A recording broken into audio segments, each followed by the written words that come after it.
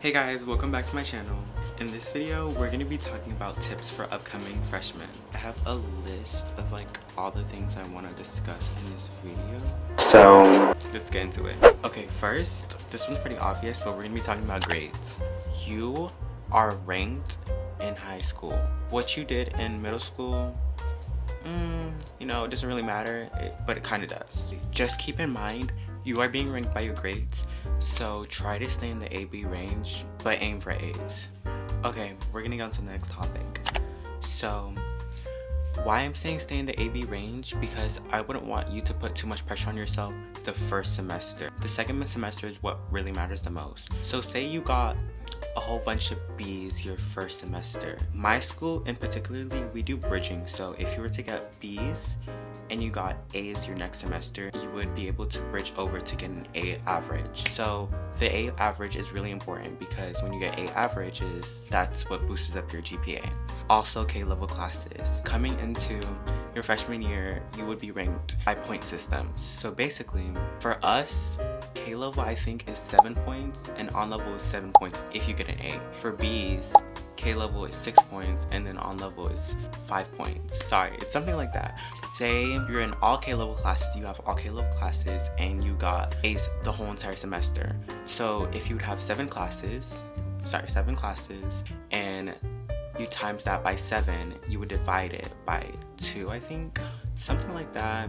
I'll just put it right here how to do it. I'm sorry, I'm like a bad explainer. But also, you should have this class. Ours was called PACE, but basically it just explained everything about freshman year to us. Well, and yeah. Next thing I want to talk about is doing your homework. Homework is an important thing. If you do not get your work done in class, please do it as homework because them teachers do not play. They expect you, you just came out of middle school, 8th grade, you should know what to do. Please, please, please, make sure you guys are doing your homework. Speaking of homework, we're gonna go into the next topic, which is being nice and interactive with your teachers. Just in case you have work that you need to do at home, or say you just didn't do it and you wanted to do it at home, but you get home and you can't do it. Be interactive and nice with your teachers so that they can give you some leniency and make you let you do something else to make it the work or give you extra time, So I would say be more interactive with your teachers so that they could just give you leniency. The next thing we're going to be talking about is grades over relationships. I'd say balance it, but put them grades up more because you can get dropped by that girl or that boy anytime and you'll just have C's and D's and you just ruined your whole entire base. Your base starts at your freshman year. It only goes up, up, up, or it can go down, down, down. It's up to you. I'd say build it up and up so that you could become valedictorian or salutatorian, something like that, or you could just get into a good college, or maybe even a full year scholarship. This also is about grades over partying too. You could party at a moderate rate where you still have time to study, do your homework, catch up on late work and stuff like that. And say from my experience, I definitely did have a good time, but I also did have a good time with my grades too.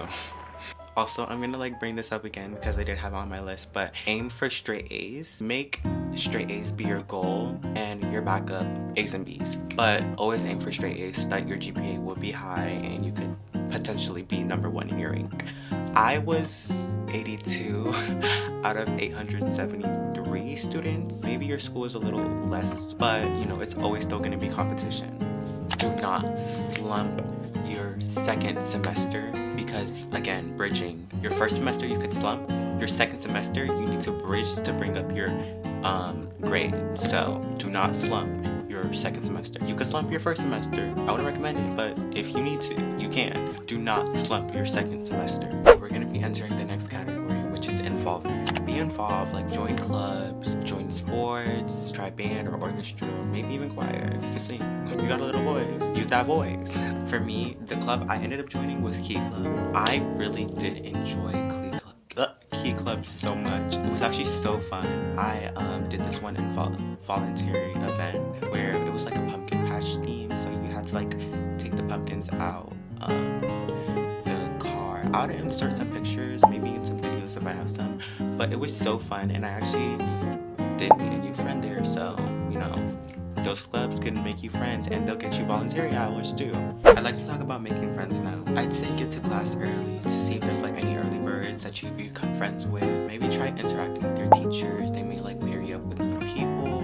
Try inviting new people to your group in the cafeteria if you have any friends, or if you don't have any friends, maybe try to find new friends there. Okay, I'm gonna circle back to sports. For me, I ended up joining a sport. I ended up joining tennis, and I really loved it so much.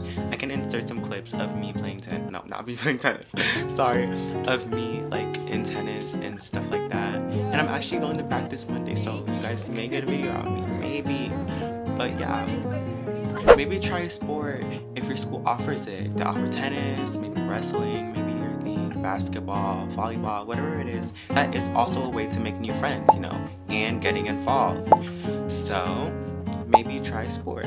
So that really that really aligns with my next thing, which is making a club.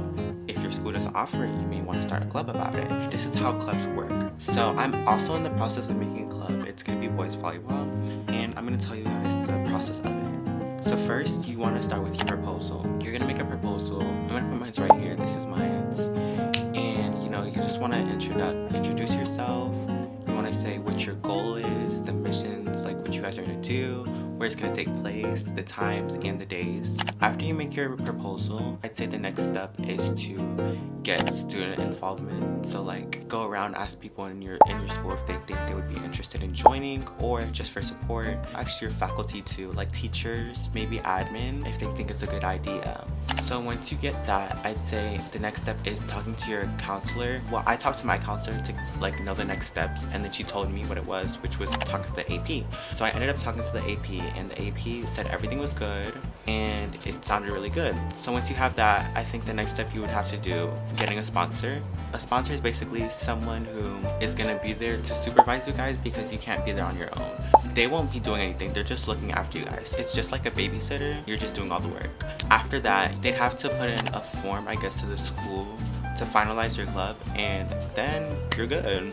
Another way to be involved and make new friends is by joining extracurriculars like band, orchestra, or choir. Maybe they actually really help you bring out a new character that you like never knew you had. Maybe even color guard too. First, you get to leave school early to like go to events. You get to make new friends. It's just a big group of people too, so you'd be really social and make a whole bunch of new friends.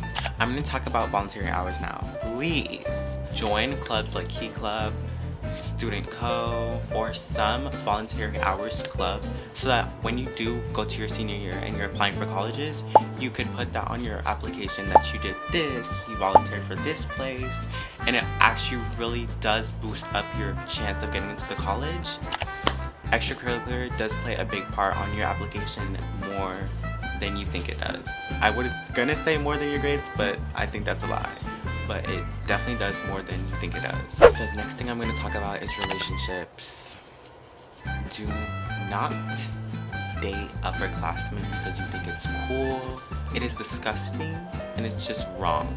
You could play a little iTag. You know, I definitely did have my fair shares. I did play iTag. Did I ever act on my iTag? No, I never acted on my iTag, and I do not want to see any freshmen acting on the iTag, because that is disgusting and it's more embarrassing for them than you. But it is disgusting. Do not do anything you would regret. During biology, you are going to get this talk. It's going to be called Ed. Listen, pay attention. Like, we don't need to see any bumps with freshmen. The next thing I'm going to talk about is being prepared. Be prepared. Your friends in middle school will not be the same friends you have in high school, most likely. High school's big. You guys are gonna fall out eventually, because you're gonna have, there's like over like 1,000, 3,000 students that may be in your school. You are not going to have as much classes as you with your friends as you think you will. I'd say freshman year did separate me with my friends by so much. The friends that I were like this with in middle school, I promise you, by the end of the year, we did not talk as much as we did in middle school. So be prepared. You're gonna need to make new friends. You're gonna need to talk to people in your class. You know, the first week, you know, I was on call with them. Volleyball came, sports came, they were gone. They were gone. Be prepared. Sorry for the noise in the background if you guys do hear it. Do not smell. Please do not smell. Bring deodorant, bring one perfume. I'm not asking you to bring your whole entire 2,000 collection of Bath and Body Works. I'm asking you to bring one only. One deodorant, that's all you need. Maybe some gum. The next thing I'm going to talk about is arriving to school in a timely manner or getting to class early. This can help you interact with your teacher to get to know them better so that, like, again, if you do have any late work, they can exempt you from it. Do not skip class because, let me tell you about this. Middle school, when you usually skip class, or like when you're tardy to class, when you're absent, nothing really happens. Now, they're going to take away your exemptions. You're going to have finals now. So by the end of the semester, you're gonna have 7 or 8 if you have 8 classes. How many classes you have? You will have a final in every single class. You got one exemption, I think, for freshmen. Maybe it's just my school, I don't know, but you got one exemption. You cannot exempt if you have fees and fines. You cannot exempt if you have too many absences, if you have too many tardies, if you're oftenly getting suspended or DMC, you won't be able to exempt.